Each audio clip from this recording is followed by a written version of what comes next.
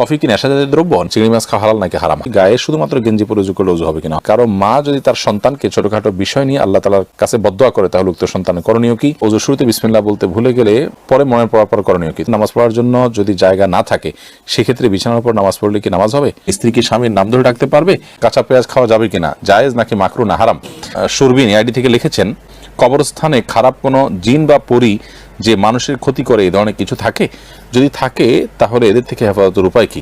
কবরস্থান বলে কোনো কথা নয়, যেখানে নির্জন জায়গা, লোকজনের খুব একটা যাতায়াত নেই, এরকম জায়গায় দুষ্ট জিনের প্রভাব বেশি থাকে। সেটা কবরস্থান হতে পারে, সেটা কোনো আপনার কি বলে বন জঙ্গল হতে পারে, সেটা কোনো পরিত্যক্ত ঘর বাড়ি হতে পারে, সেটা অন্য যে কোনো কিছু হতে পারে। যথাসম্ভব এগুলোতে যদি গমন করেন, নিজের কাজ সেরে খুব দ্রুত সেরে আসবেন এবং দোয়া ইস্তেগফার এগুলো পড়তে থাকবেন। দুষ্ট জিন এর উপদ্রব থেকে বাঁচার জন্য 15টি আমল, এবং দুষ্ট জিন এবং শয়তান থেকে বাঁচার জন্য 15টি আমল, এই বিষয়ে একটা ভিডিও আমাদের আছে, সেটা দেখে নিতে পারেন। ইসমাইল বিজয় এই আইডি থেকে আপনি লিখেছেন, ওযুর শুরুতে বিসমিল্লাহ বলতে ভুলে গেলে পরে মনের পড়ার পর করণীয় কি? তখন তো বিসমিল্লাহ আসলে শুরু থেকে বলতে হয়, পরে পড়লে আর কি করবেন? এর জন্য বিশেষ কোনো কারণে ভাত খাওয়ার শুরুতে বা খাবার খাওয়ার শুরুতে বিসমিল্লাহ ভুলে গেলে বিসমিল্লাহি আউয়ালহু আখিরাহু এরকম বলার শিক্ষা হাদিসে আছে। ওযুর ক্ষেত্রে এরকম কোনো বিশেষ নির্দেশনা আমার জানা নেই, যার কারণে বিসমিল্লাহ যদি পড়ে বলতে চান, যখন মনে আসবে তখন পড়ে নিতে পারেন। এসে তালুকদার আপনি লিখেছেন, গ্রামের অধিকাংশ মা বোন রান্নার কাজে গরুর গোবর দিয়ে তৈরি জ্বালানি ব্যবহার করে থাকে, এটা কতটুকু সঙ্গত? কোনো অসুবিধা নেই, গরুর গোবর তো আগুনে পুড়িয়ে ভস্ম করে ফেলা হচ্ছে, খাবারের মধ্যে তার ঢুকছে না, কোনো অসুবিধা নেই। রেজওয়ান আহমেদ শুভ আপনি লিখেছেন, স্ত্রীর গুনাহের জন্য স্বামীকে কি জবাব দিতে হবে?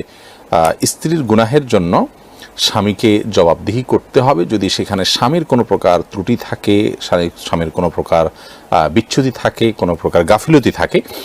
আর যদি স্বামীর কোনো গাফিলতি না থাকে, বা এখানে স্বামীর আসলে বিশেষ কোনো কারণে এটা একান্তই তার ব্যাপার, তাহলে সেজন্য স্বামী জবাবদিহি করতে হবে না। স্বামী অ্যাজ এ অভিভাবক, তার কারণে যদি স্ত্রী পাপের দিকে যায়, তাহলে সেটার জন্য তিনি যেহেতু দায়ী, তিনি যেহেতু কারণের ভূমিকা পালন করেছেন বা তার মাধ্যমে হয়েছে, এই জন্য তিনি অবশ্যই জবাবদিহি করতে হবে যদি ওইরকম হয়। যেমন ধরুন, স্ত্রী বেপর্দায় চলে, স্বামী তাকে বেপর্দায় চলতে উৎসাহিত করে বা স্বামী পছন্দ করে, এরকম যদি হয়, তাহলে স্বামীও গুনাহগার হবেন, স্ত্রী তো গুনাহগার হবেনি। আর যদি তিনি নিজে কোনো গুনাহ করেন, যে গুনাহতে স্বামী সন্তুষ্ট নন, সাথে বিরোধ থাকার চেষ্টাও করেছেন, তাহলে সেক্ষেত্রে স্বামীর কোনো দায় নেই। হাসান হক লিখেছেন, অনেকে স্বামীকে ভাই বলে ফেলে, এতে কি গুনাহ হবে? একটা হাদিস অনুযায়ী স্ত্রীকে বোন বা স্বামীকে ভাই বলা, এরকম কোন একটার ব্যাপারে নিষেধাজ্ঞা আছে, সে হাদিসটির আলোকে বোঝা যায় এটা কারণে সম্পর্ক হারাম হয়ে যাবে না, বা সম্পর্ক নষ্ট হয়ে যাবে না, বা তালাক হয়ে যাবে না, কিন্তু এটা অনুত্তম কাজ। প্রয়োজনে একে অন্যকে নাম ধরতে পারে, অমুকের বাপ বলতে পারে, এটাই সবচেয়ে ভালো, অমুকের বাপ। সাহাবীরা এভাবে বলতেন, স্ত্রী তার সন্তানের নাম ধরে বলবেন অমুকের বাপ, স্বামী তার স্ত্রীকে অমুকের মা, এটা বলতে পারেন, অথবা নাম ধরে বলতে পারেন, কিন্তু ভাই বোন এটা বলা হাদিসের আলোকে অনুচিত কাজ। এমনি পড়াশোনা হিসেবে বাবা মাকে দিয়েছেন, সেই সুযোগ তার আছে। রোশনার আপনি লিখেছেন, অনেক সময় নামাজের সিজদায় কয়টা দিয়েছি, দুইটা না একটা মনে থাকে না, তাহলে করণীয় কি? সালাতের সিজদা কয়টা দিয়েছেন, যদি আপনি নিশ্চিত মনে হয় যে কম দিয়েছেন, তাহলে আরেকটা দিবেন। আর যদি কয়টা দিয়েছেন সন্দেহ হয়, তাহলে বেশিরভাগ যেটা মনে হয় সেটা করবেন, পরে সিজদা সৌদিয়া দিবেন। আর যদি আপনার 50-50 থাকে, যে একটা দিয়েছি দুইটা দিয়েছি, কোনোটাই প্রতি মন প্রবলভাবে টানে না, তাহলে সেক্ষেত্রে আপনি একটা দিয়েছেন, অর্থাৎ কমটা ধরে আপনি আরেকটা দিয়ে তারপর সিজদা সৌদিয়া নামাজ শেষ করবেন। কারণ মা যদি তার সন্তানকে ছোটখাটো বিষয় নিয়ে আল্লাহ তাআলার কাছে বদদোয়া করে, তাহলে উক্ত সন্তানের করণীয় কি?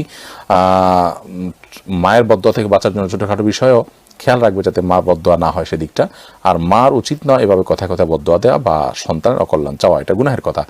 ইমানদার কখনো লাহান হবে না, কথায় কথা অভিশাপকারীর ইমানদারের গুণ নয়। মার এই কাজটা ভুল, সেটা মাকে বিভিন্নভাবে বোঝানো যেতে পারে। শাহিম এসকে লিখেছেন, আমি ইন্ডিয়া থেকে বলছি, গায়ে শুধুমাত্র গেঞ্জি পরে উজু করলে উজু হবে কিনা? হবে, কোনো অসুবিধা নেই। তামিম আহমেদ আপনি লিখেছেন, চিংড়ি মাছ খাওয়া হালাল নাকি হারাম? হালাল, এটা হারাম হওয়ার কোনো কারণ নেই। মোহাম্মদ বেলায়েত হোসেন লিখেছেন, কফি কি নেশাজাতীয় দ্রব্য? না, কফি নেশাজাতীয় দ্রব্য।